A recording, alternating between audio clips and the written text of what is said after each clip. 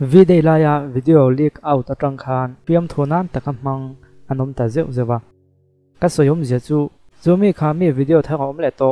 tia medang han dek nana comment siam thin anom ta nuala chungzinga chuan hei po hi atel ve nei ti kan mu theome he thil comment petu khian do ta soi nei ti fin fianan atuang tu nge in ein soi fiana ni in alanga abo ro khathiam tan chuan mi han dek nan chumi khami video thak chu om le to nia ti comment tek ching hi an om ve kham ti kan khathiam thenga mase mani chunga han ta chia se chuan pai da ma ha me the tin dot muhlum alo ni phei chuan khin le thial tlak te po an ni chuta chuan defamation case ti tong kam hi kan lo khato mai theya dan lam zero mi mo khria mo kan ni lem chuang lova mase chher mai thein kan phone atongin enga defamation chu kan met chuak thei towa English in India kamizo tungin soi hantum chinira tin English thiam tam phei chuan mani in lo zong ve ta bokida kalo soi tiktok lo ni dai comment lama te po adik zok kon soi zel tho tu ga be siang o defamation ti chu in ti hming chiat na diklo ta kain soi chiat na ne maya mi tu po in zia kine mo tongkai ne mo thil ti mang ne mo mu thei da fret the ma me chan chen soi in mi ta na poi thei an ma ning hong poi thei ang chi kha ani chuan chu defamation in ti hming chiat na angala in thu buai om theya mimal chung ko la company po ani theya ma se kha me khing khan ti moi pho tum wang ni chuang lovin thil thleng pa ngai thil ni na dik taka soi ni ro chuan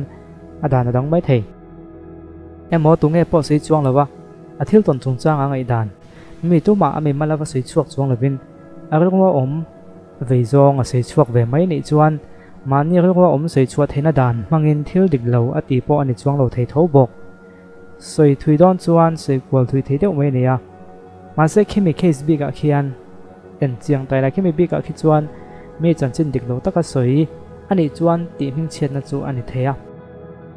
video chu lo om tak tak ani e ro chuan a him na tu ga tran chan tu ga mual mual enga ma chu om la tho mai theya ma se dot mulhlum ani ro chuan a buai pha be zek thei arinom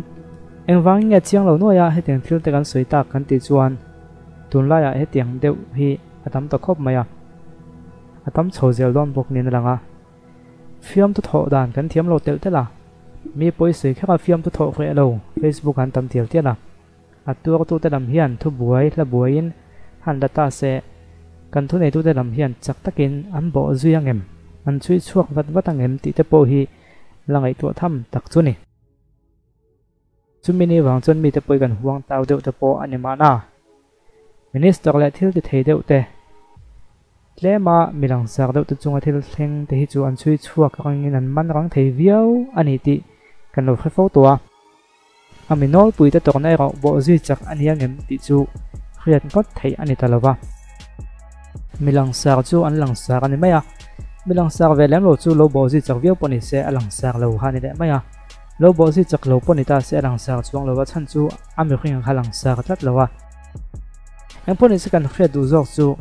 midang sak le thil ti theini em lem lo mi pa ngai ve mai hetiang deuh hak chat ne ya thun nei tu te na report a mala chu tiang chu mel khret pakhat tal inei tu em ti khani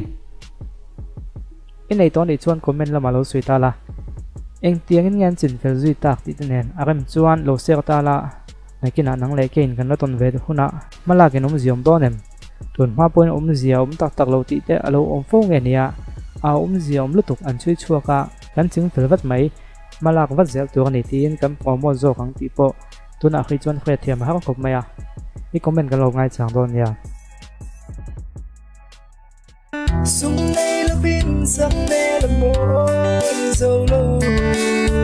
a me chia chi lo adu big low still say man to la vin kan boy so low